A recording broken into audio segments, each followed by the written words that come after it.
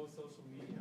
So I'd like to thank them. I'd also like to thank Henry's Place for being hospitable and providing this great room and the lunch today. I also would like to thank my fellow members of the board at Local First in Michigan for all the work that they've done. And I'd like to introduce Leroy real quick. He's the president of Local First, and he just wanted to share a few things. Thank you all for coming out. I'm excited to be part of Local First as a volunteer, and I encourage you to learn more about Local First. We've got a brochure hot off the press here. Thank you to Missy, the paper image, and Kyle, who's been helping with that. We've also got a couple cool things we're doing this year. We've got an outreach initiative funded by the Capital Region Community Foundation, and just finished our career fair this year, our first career fair promoting locally owned businesses as part of that to local youth. A few other cool things. We have an executive director that just started, Yvonne Lefebvre over here. And thanks, Yvonne. And Yvonne is handing out door prizes. So if you get her a business card or even fill out a little something on a little piece of paper, you'll be entered into win a local prize from a local business. Let's see. Emmy is our waitress, and if you want to pay for a beverage or the combination, all you can eat and beverage, it's $12, and that includes tip. And so just you can take that up with Emmy before you leave. Let's see. We're also undergoing a branding initiative, so you're going to be seeing Local First hopefully pop up around the area. Anyway, thanks a lot for being here, and thanks for all who helped put this on. Thanks, Leroy. And if you guys are interested in learning more about business memberships, it's $10 a month to be part of Local First. The same cost it is for your Netflix membership, but you get marketing, networking, educational, and community outreach opportunities for that. So I'd like to introduce Courtney Lane Mackey. She's our speaker today. She's the president and founder of Glow Social Media. And before she started Glow Social Media, she actually worked for social media for Disney. So she knows her stuff because Disney's great. And in addition to her work at Glow, she's on the board of the Westside YMCA. She's involved with the Old Town Commercial Association. She's the co-host of one of Lansing's most popular networking events, the Drinking Lunch. And she's also a 2017 Athena PowerLink Award winner. So without further ado, let's give Courtney a welcome.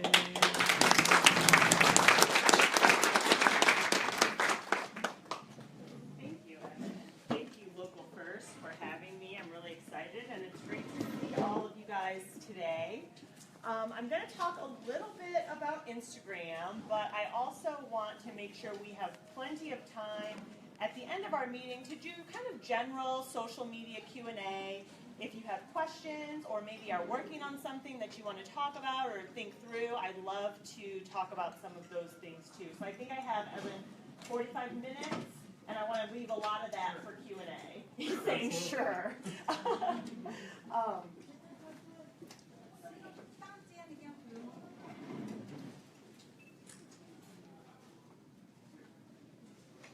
Okay. So first, by show of hands, who has an Instagram account, personal or otherwise? Okay, and out of you all, who uses that Instagram account every day? Every week? Once a month? Never. They just haven't. Okay, that's good. I think that's everybody. And then who, by negative raising of hands, doesn't have an Instagram account? And out of those people, who knows what Instagram is in general? Nobody? Okay, just one. And then out of the people who don't know it, have you ever heard the word Instagram, or is this brand new? Okay, sounds like maybe some of you guys. Okay, so I'm going to try to run the gamut. I think I've got some fellows in the corner who are professionals, and so I'm going to try to make sure that I have a little bit of something for everybody. But what I want to talk about is why Instagram is important for business. So there are a lot of really great things that Instagram does from a video and photo sharing perspective. And with that being said, Instagram is a video and photo sharing platform. So it's similar to Facebook. Facebook actually owns Instagram in that follow people, people can follow you back, and you can post videos and photos for those people to see, and then you can see what they've got. So Instagram for Business is a really great form of marketing and advertising. The use of hashtags is still alive and well on Instagram, and that's really exciting for indexing and research purposes. You can have 1 minute long videos, so it's a great way to put your information out in video form. And then some new things are Instagram Stories and Instagram Live, which allows you to use a Snapchat-like functionality, which is probably getting into something else that I have to do raise of hands if everyone knows what Snapchat is. There's probably more people who know what Snapchat is than Instagram, right? I would assume, maybe, maybe not.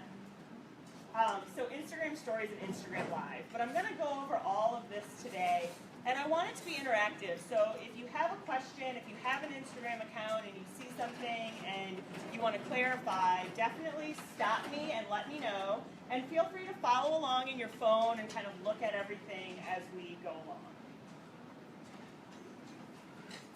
So, like I said, Instagram is a mobile photo and video sharing platform that was founded in 2010, and Facebook bought them in 2012. And as of right now, they have 300 million daily active users. So that's a lot of people from a business and marketing perspective that we want to get in front of with our products and services in an interesting visual manner. So here's my lineup today. I'm going to run kind of quickly through creating an account, navigating the app, creating content, interacting with others, tags, strategies, tips and tricks, and then we'll go into our open forum. Okay, so the first thing you want to do is create your account. So I'm going to walk through downloading, creating the account, setting up a business profile, and then updating that profile. I'm going to go through all this pretty quickly, and if you want the slides, I'm sure we're happy to send those after the fact to everybody so they can kind of see what I go through today. Absolutely. So you want to visit your app store and search for Instagram and download it from the app store. It's free. It's available on Android and iPhone, so everybody can use it. And this is kind of what you're going to see when you first download and get ready to sign up for an Instagram account. Once you create an account, if you are creating this account for a business purpose, the most important thing you're going to want to do is switch to a business profile. And what this allows you to do is see insights, so you can see how many people clicked on a specific photo. You can see how many people clicked on your website and your profile link. And that way you can really track analytics, which is something that marketers weren't able to do until just a few months ago when this business profile got added. One important thing to note is in order to have a business account on Instagram, you have to have a Facebook fan page. So your business, product, service has to have a Facebook page for it. You can't connect this to your personal Facebook page. So it has to be a business Facebook page? Right. Business Instagram? Exactly. And so what you'll see here is when you're on your Instagram account, you have your settings tab, which is a little gear up in the corner. And when you click that, it opens up your options. And as you scroll down, you're going to see switch to business profile. And here it's going to say continue as Courtney Mackey. So it wants to log me into Facebook through Instagram. And you want to log in through your personal Instagram or personal Facebook account that you know you have access to the business page. And so when you log in, you're going to get a pop-up that will say, which business account do you want to connect it to? So if you've got one or two, you can choose. So I would choose Glow Social Media when my drop-downs come up, and I'll connect my Instagram account to the Glow Social Media Facebook page. And then you'll want to update your profile. So you'll want to make sure, I'm a huge stickler on updated profiles. It's so often that we go on people's social media pages and the email addresses are outdated or the business hours aren't there, and it's really another way that you can give people information about your business without having to kind of send them to an additional place. So you want to make sure that you've got your business name and your website. You can change this website at any time, and this is a really interesting marketing point. So for instance, say I wanted to send people to register for the Lunch and Learn. I can go into my profile and change this to the Lunch and Learn Eventbrite. So that way when people are on my Instagram page, I can put out photos saying I'll be speaking at the Lunch and Learn, RSVP by clicking the link in my bio. And that's because on Instagram you can't insert clickable links into the body of any text on a photo. So the only place that people have the opportunity of clicking on a link is in your profile.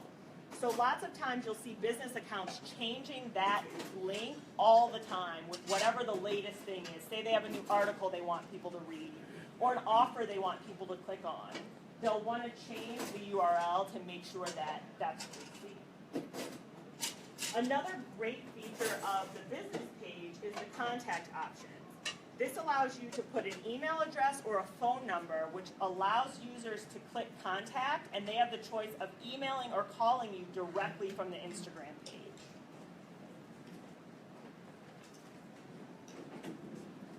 So once you've downloaded the app, there are a few things that I'm going to go through with screenshots, which are your home page, the search tab, adding content, liking things, which is hearts, profile, and then your insights. So your home tab is a little house, and this is where all the people that you have decided to follow have their pictures and videos. And you can scroll through, you can like things by double tapping them or clicking on the heart icon. And up here at the top is Stories, which is a new feature that I mentioned earlier in the lineup, which is where people can upload 30-second disappearing pieces of video or photos. Instagram's trying to compete with Snapchat here, so if you're a Snapchat user, you'll understand how this feature works. But it's a really great way to show behind-the-scenes information that you might not want to post on your Instagram page if you have maybe a particular format in which you upload photos and videos to the page. Some people have Instagram accounts where everything is a picture of, blue skies. And say they have something they want to share that's not outside in front of a blue sky, they can use the Instagram Stories feature to still get that information out there without changing the integrity of the look of the platform. This heart button is where you can see people who have interacted with you, so people who have followed you or liked one of your posts, and then you can also look at what your followers are doing. And this is really interesting depending on who you follow. You can see what kind of posts your followers like, what kind of people they follow. And if you're trying to get insight into what your followers might like in terms of your business product or service, that's a really good way to kind of see what they're doing.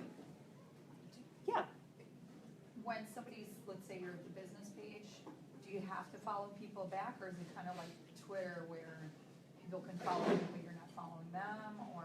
Right, so it's set up like Twitter where I can follow you and you have the choice of whether or not to follow me back. It's not like Facebook where we have to be mutual friends. Right, that was my question, thank you. Yeah, thanks for asking. So this just shows the difference again with the Hearts tab between what users have done interaction with me and then what my followers have liked on their own accounts.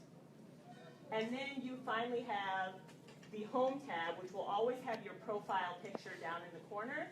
And these are all of the photos that we have shared on this account.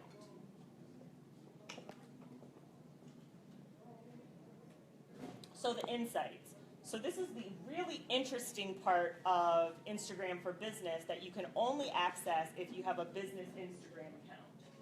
So what you're able to see here, I don't know if anyone's ever kind of looked into the Facebook Insights. It's similar to what you'll see on Facebook Insights, Pinterest has Insights, Twitter has Insights, and now Instagram has Insights. So you can see everything populates over a 7-day history period, but you can change that to show 30 days or year-to-date or of all time. So this will show how many impressions all the posts that we've posted over the past 7 days have gotten. It also shows us what our top posts are over the last 7 days. This is a really interesting way to see what type of content resonates best with your followers.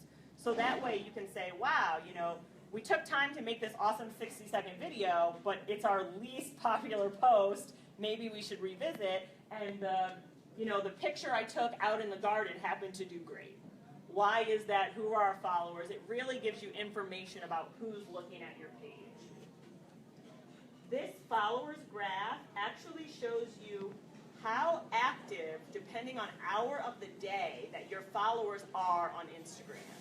What that tells you is what is the right time to post. Because we all like to post something and get lots of likes. Well, what it tells me here is my lowest time is 5 a.m. So I probably shouldn't post anything at 5 a.m. My highest time looks like it's about right before 6. So maybe about 5:30 to 6 o'clock. And what that tells me is a lot of my followers are probably busy business professionals who wait till the end of the day to pull out their phone and get on Instagram and some of their more personal social networks. So I know I want to post right around 5:30 so it pops right up in people's feed. Another thing to note about Instagram's algorithm changes is since they were purchased by Facebook, they now don't post in order of the time that you posted your photo. And we all understand what that means because we all know that Facebook has done that. So you go on Facebook and you see a post and you realize, this seems not timely. It was posted last night. Why is this coming up first in my feed? Well, Facebook and through Instagram, Facebook has decided that it wants to give you content that it thinks you're going to be the most interested in. So based on the things that you've liked in the past, it might say, wow, Courtney really likes to see what her brothers are posting, so I'm going to make sure that their stuff comes up first. And then she has to kind of go down and manually find other things. So this is something that makes it really frustrating for marketers because we don't just automatically show up. What it means is that we have to organically find what our customers are interested in and give them more of that type of content. So it takes a lot of research, which is why these insights are here to help. So it also breaks down your followers by gender, age range, and also location. So it'll show a different list of cities that your followers are living in. And this follower count will also update and tell you how many new followers you've gotten over the past 7 days. So that's a really good way to see if your follower count is growing steadily over time.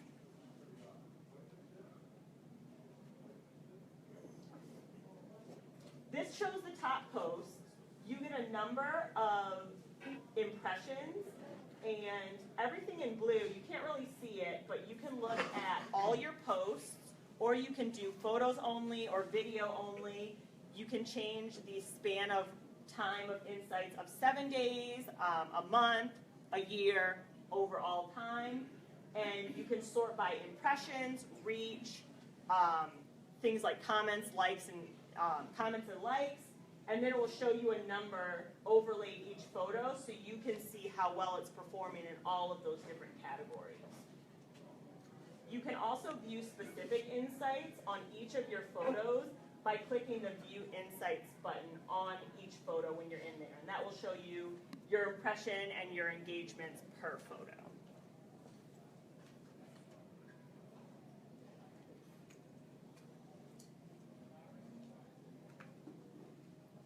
Okay, so now that we know how to measure it, we have to figure out how to create interesting content and how to put it out on Instagram. So you can add photos and videos to Instagram either individually by selecting one photo, or you have the option of uploading up to 10 photos or videos at a time that will upload in kind of a mini album right in one post.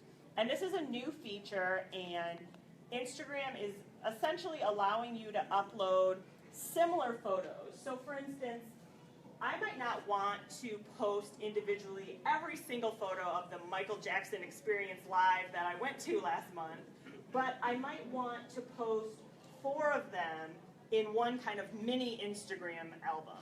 And that way when people scroll by the post, they'll see dots at the bottom that indicate that they can swipe to the left and see multiple photos that are all of one type. This is really great for marketers because we can post things and not inundate all of our followers with one specific piece of content, and we can show multiple things all at once that they can scroll through.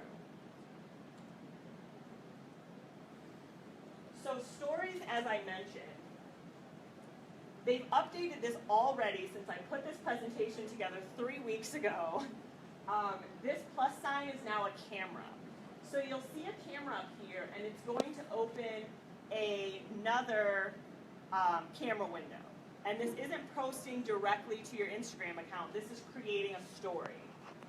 So you'll open this. You can take a photo or video of whatever's happening right now, and then you have the option of uploading it to your story, where it will show up here in the top bar. You have the option of sharing that story to your profile, downloading the story, or deleting it for all time. These stories your followers can view. Once they view them one time, they disappear, and they have a 24-hour window to view them. So if you've ever used or seen Snapchat, it's the exact same concept. You can write with text, and you can draw with a little marker icon, and you can put emojis, so you can kind of do a little more to the photo than you can just from your normal Instagram. Yeah. I'm sorry, you might have already said it. So is there any text that's included with the photo ever, or it's just pictures and emojis? So with stories, it's just what you can write on the actual photo. But with every Instagram post that you put up, and I'll get into this, Oh, okay. you can have a piece of text that explains each photo, and I will go into that. Mhm. So the newest feature is Instagram Live. And what this allows you to do is live stream whatever's happening around you to your Instagram followers. They'll get a notification that you've gone live, and they can choose to watch it there in the moment.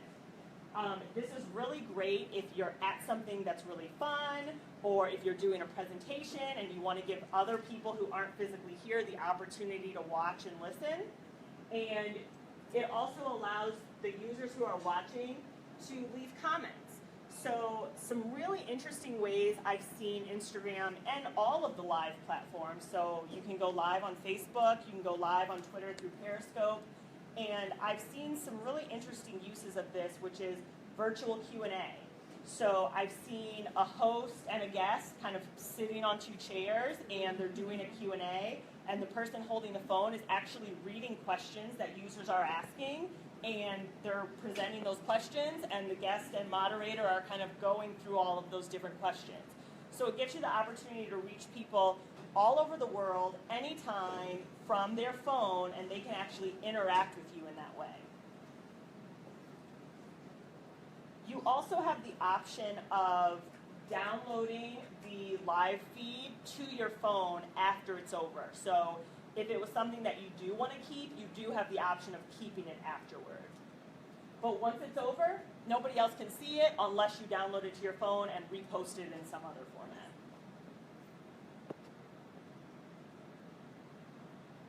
Okay, so interacting. Social networks are nothing if we don't take the time to interact with our users. We all, as marketers and business owners, want to be on and put all of our content out and expect everyone else to come to us. But if you don't interact with other people, you can't expect it in return. So you can tag users in your stories, and you can also tag them in your photos. So if I am doing a Instagram story, say I'm driving by a coffee shop and I take a picture for Instagram stories, I can write on here and tag that coffee shop so they can see it, and the other people who watch the story don't just see a picture of a coffee shop, they also know the Instagram name of the coffee shop. So I've kind of helped that coffee shop out just by saying where I am in case somebody else, you know, is curious about what I'm doing. You can also tag people on your Instagram post just like you do on Facebook. So some other tags. Does anyone not know what a hashtag is? Okay, so everyone's heard of a hashtag, but is anyone a little confused about what the purpose of hashtagging is? Okay, so hashtagging is a way to index and catalog your content. It works best on Twitter and Instagram. You can hashtag on Facebook, but it's not widely used as an indexing tool there, so sometimes it comes across as uninformed. I think that's the best way I'll put it. But on Instagram and on Twitter, hashtags is a really great way to index your content. And what that means is if I hashtag lunch and learn, anybody who goes on Instagram and searches for hashtag lunch and learn, my photo or video would be included in a long list of everybody who's posted a piece of content and used the hashtag lunch and learn. And so it's a great way for people to find you if you have like interests with them. So if you do a Marketing Mondays, you would want to use the hashtag Marketing Mondays so you can be indexed with other people who do Marketing Mondays or go to Marketing Mondays, and then your content can be found too. You can always make up your own hashtags, and that's a really great use for you to index your own information, but it's not as easily searchable. No one is searching hashtag Courtney Lane Mackey. I can use it all I want, but people aren't going on Instagram and searching for that. But they might be searching for social media marketing. So if I use that hashtag in a lot of my content, it's going to come up in that index. Geotags are a way of tagging your photo and video to a place. So if you want to post a photo and say, we were at Henry's place, you can tag that and it'll go to a map. And then if anyone says, well, where's Henry's place? They can click on it right in Instagram and it'll actually pop up as a map and it'll say, do you want directions to this place? So it's pretty cool. So the geotags are just for basically showing where you're at. Just showing where you're at. Exactly. How do you do a geotag? So when you are posting to Instagram, you have the option of tagging people, which will say tag, and you can click on that, and then you can tag people who are in the photo. And right above it will be an empty space that says location. And if you start typing your location in, it populates with Google Maps. And so the locations will just start to come up, so you can tag a place. So here are some strategies that we can use on all of our social media, really, to become better marketers, better brand advocates, and better on social media in general. So those are products and services, behind-the-scenes looks, including your employees, UGC, which is user-generated content, deals and contests, and that live interview Q&A that I talked about.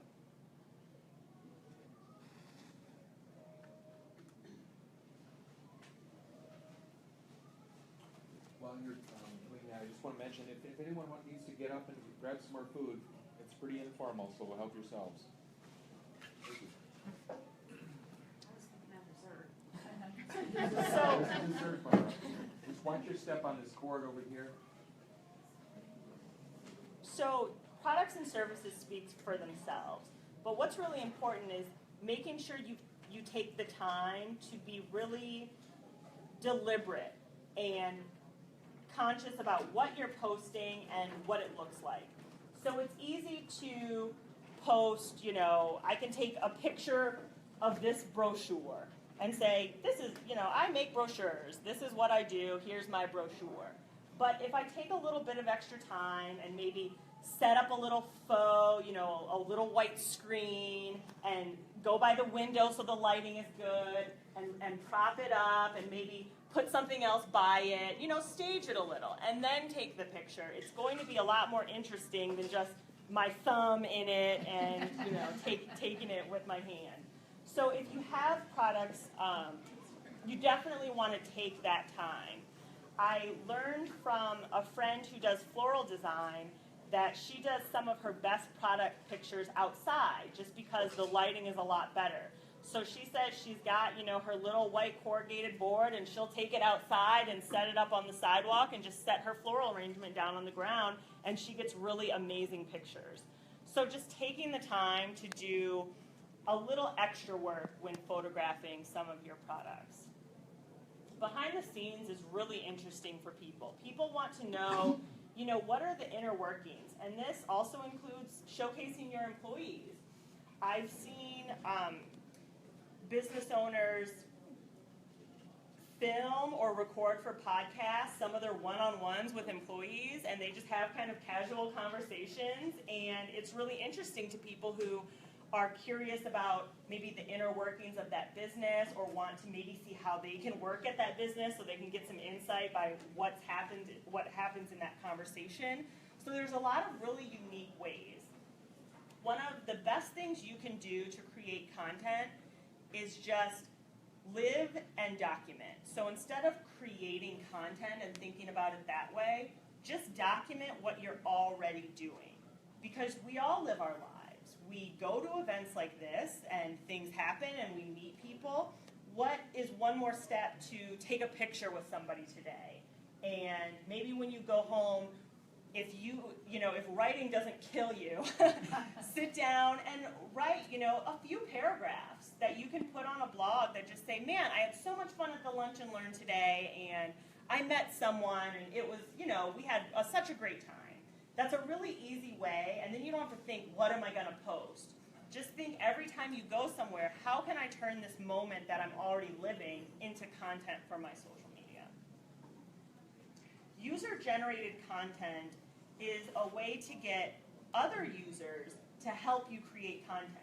So if you have a product that a lot of people already use and like, it's easy to create a campaign that says, hey, we want everyone to use hashtag. Then you can use that hashtag that you've been pining after that you want everyone to use. You can say, use the following hashtag when posting a photo of our leggings. And then as people post those, it aggregates all of that for you, and it shows people who are searching for your, whoops, okay, well, we're done. Sorry. It shows people that you're not the only one pushing content out to them, but other users are actually already customers and they really like the product or service. So that's a great way to get people involved. And if they need a little nudge, you can do it in a contest.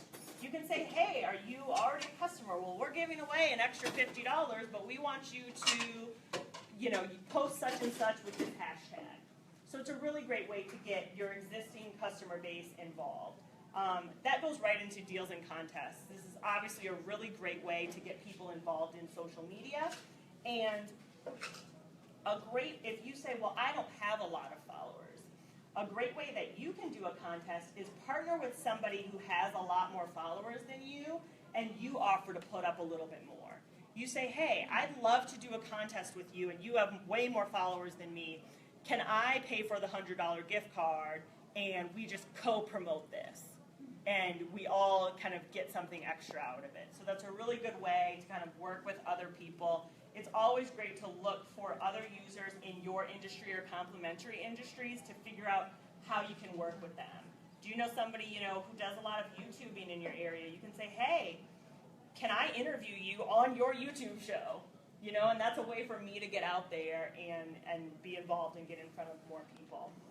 And that kind of goes in the live interview Q&A, which I talked about, which is an easy way. You can do it anywhere. You just need two people, somebody to hold the phone and answer some questions, and then you have to maybe have a couple questions already prepped in case everyone doesn't jump in right away with questions. And you can say, hey, we'll start here, but as we get more questions, we'll keep answering them. And that's a really great way to kind of put on your own info session from your own office or home.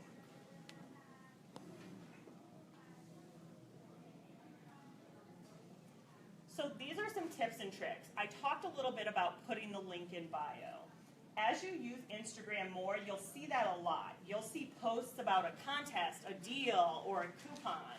And people will always write in that post, link in in bio. And what that means is we can't put the link here because you can't click on it, and you're definitely not going to go write it in while looking at your phone. So we want you to go to the bio and click on the link that's going to take you to the right place. You also want to think about branding. So what is the look you want your Instagram page to have? When people pull up that home page, are the photos poor quality? Is the color scheme kind of all over the place? Have you decided, what you want the feel of the Instagram page to be? People really like when they know what they're going to get. So if they know what to expect and they get what they expect, they're going to be much more likely to engage with your Instagram account. Of course, running giveaways and contests is a great way to get engagement. Another good thing is responding to all your comments. If people take the time to comment on your photo, it is really a slap in the face for you not to take the additional 2 seconds to say, wow, thanks, that was really nice, or absolutely, I agree. It's a great way to continue that conversation and ensure that people are going to continue engaging with your content in the future. You can embed your Instagram on your website.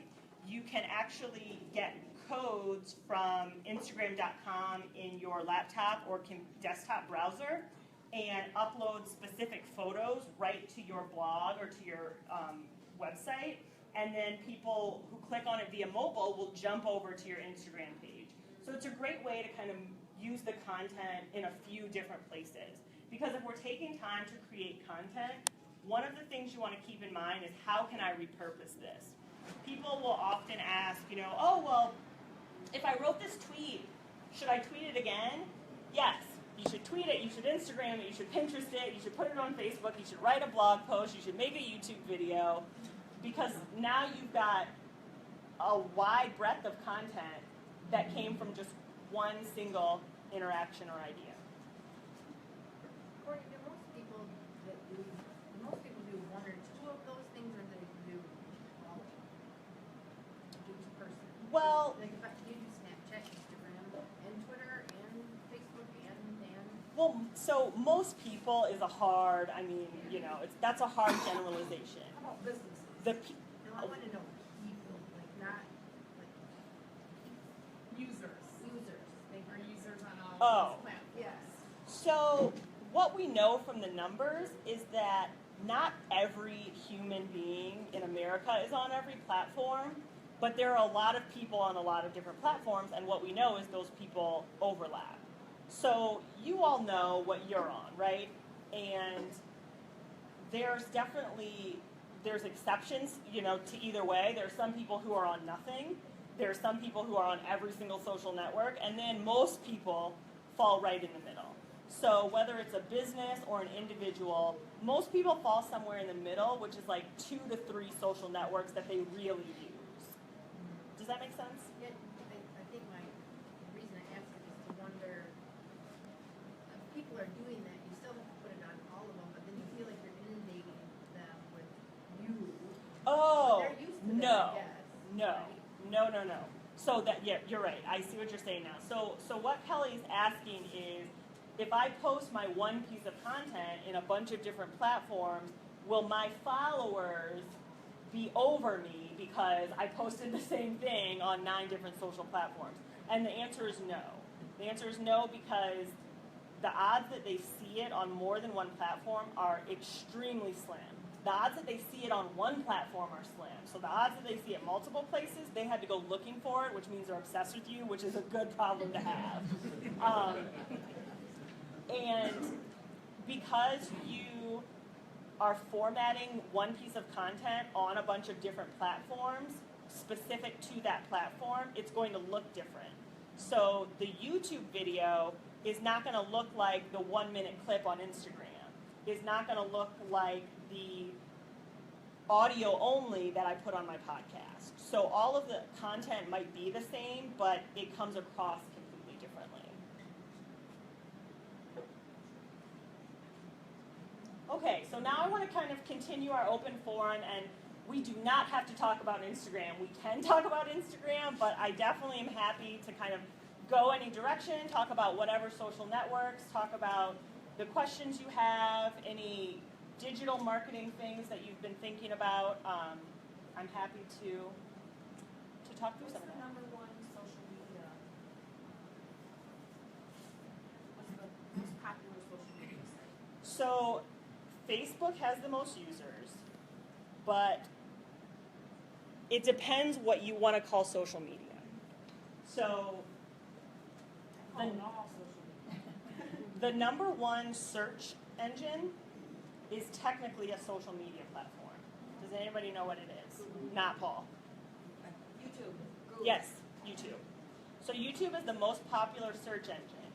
And a lot of people don't think about it, but when you search for something, a lot of times what comes up is a video explaining whatever it is you searched for, and it's a YouTube video. So what you've watched explaining how to turn on your coffee maker is a YouTube video. So technically that's a social network, but Facebook has the most amount of followers comparatively to, Pinterest, Instagram, Twitter, etc. Yes. What's your strategy for, I know it's good to get your word out, get your face out, do the branding and so on, but translating that into clients, customers, and sales. What's your strategy for, I'm assuming that none of us are going to start getting advertisers because we have so many followers. What's the strategy to bring that presence to sales? So I look at my social media funnel the same way I look at my sales funnel. So say I'm from the Smile and Dial days. How many calls do you have to make before one person even agrees to a meeting? And how many meetings do you have to have before somebody agrees to actually buy your product or service? It's the same way.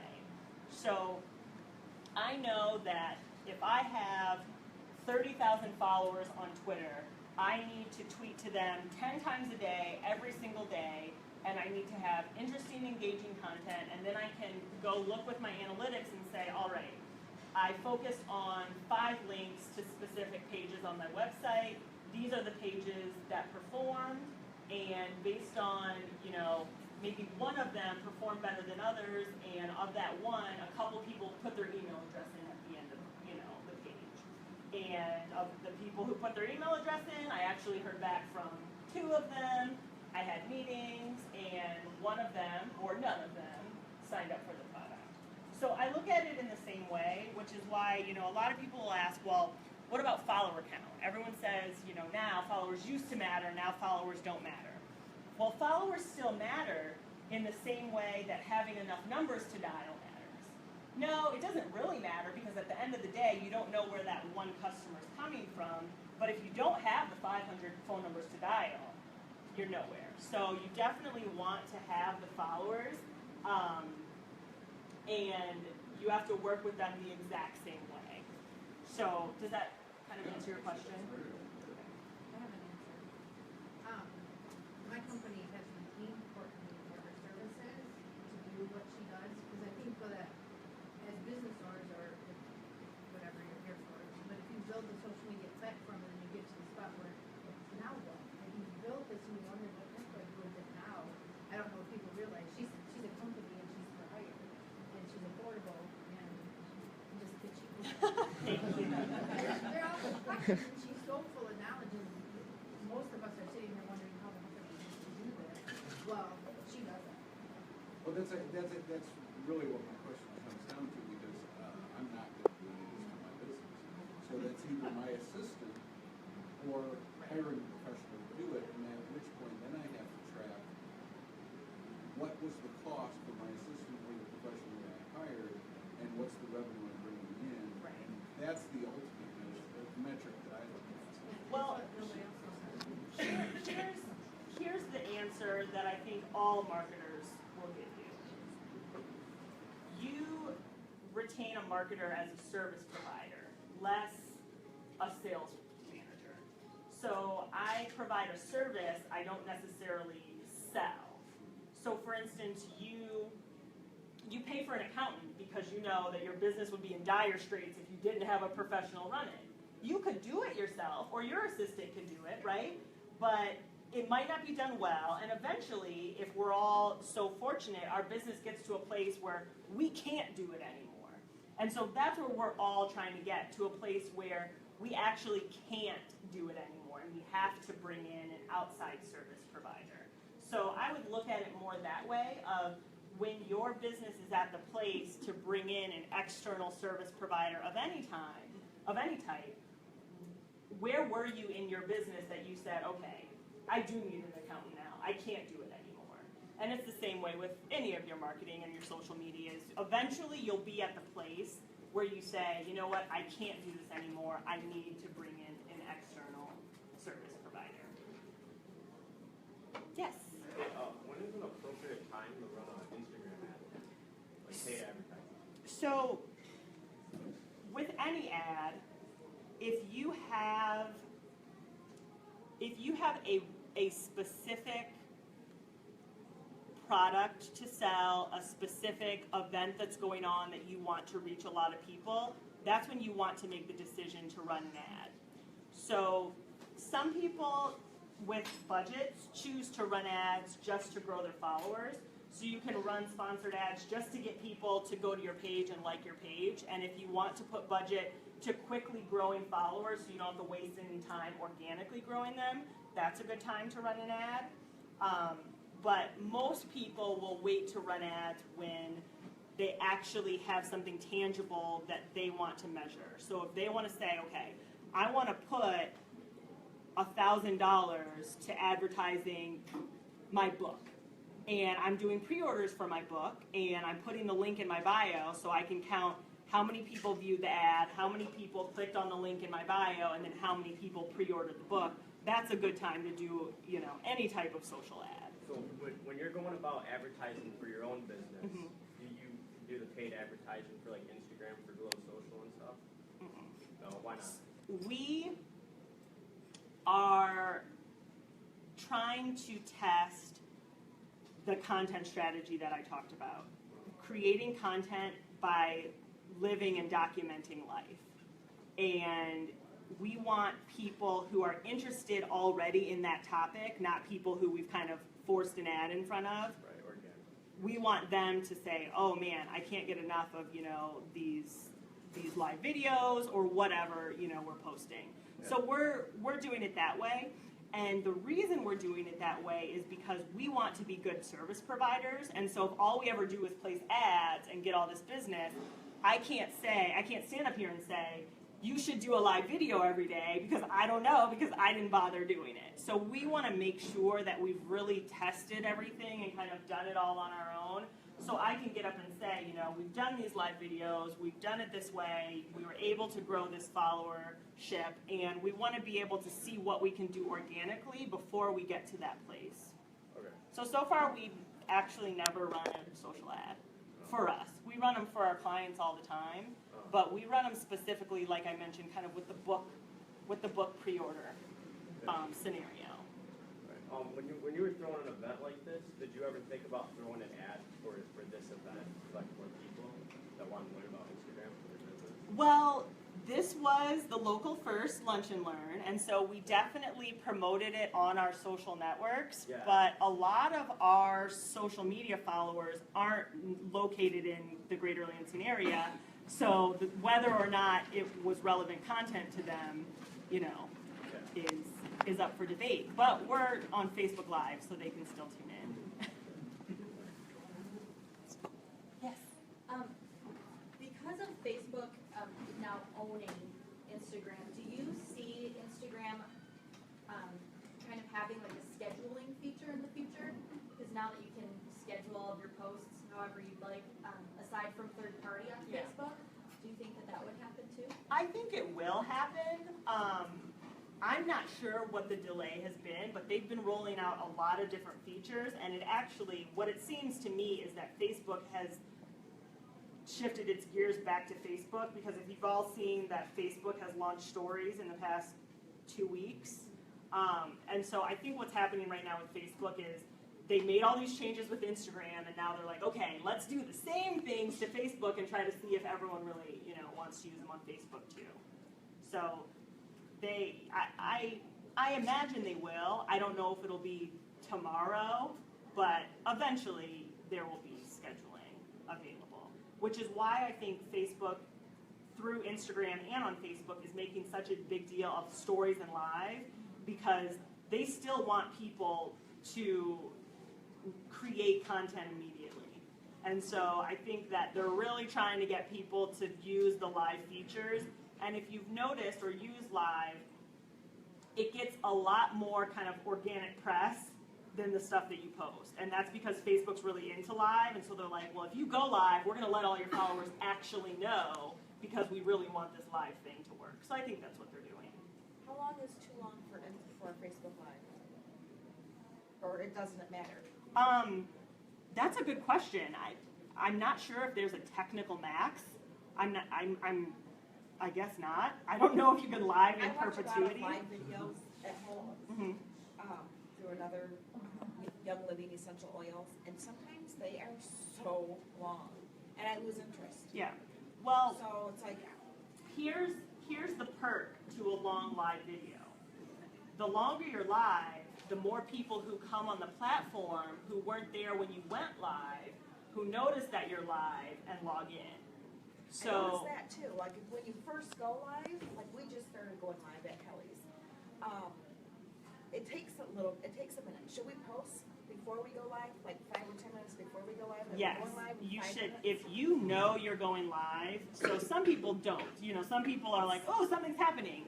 But if you know you're going live, create a post for it, you know? Create a post for it a week out. If you know I'm going live Tuesday at 2 o'clock, there's no reason to not let people know. Should we go live to let people know that we're going live? Probably not. No? Oh, okay. Absolutely. I just want to say, we can continue as long as Courtney is willing and you're willing, but I know some people have to leave. And you can take care of your check if you want to raise your hand. And thank you so much for coming. And let's give Courtney certainly a big hand, but continue the conversation. Do we have a few more minutes? Yeah, absolutely. As long as people want to stick around, that's great. Thank you so much for coming. If you have to leave. Yes. So, in terms of boosting a post or is there some sort of equation, like if you have the most followers on Facebook, is it better to boost on Facebook, or is it better to boost on a site that Instagram where you have less followers and maybe you're going to get more, visibility? So I don't really know. if you're purchasing an ad, it actually is open to anyone in the demographic that you've chosen. Right, So your okay. follower count doesn't really matter. Sure. So what you want to decide are, based on the demographic of people on the site, are there enough people in that demographic? So if I'm trying to promote something to the 75 plus crowd, Snapchat's probably not the place for me. But if I want to promote something to high school kids, Snapchat is definitely the place for me. Oh, and just to let everybody know, Snapchat filters are $5. $5. What does that mean? So if you have a product or service that you want to market to anyone under the age of 17, you absolutely need to be on Snapchat. And that's probably not everybody, but you guys might know somebody who has a product or service that's for children. They need to be on Snapchat. Oh, yeah. So we have some door prizes to give away. And those that put in their cards are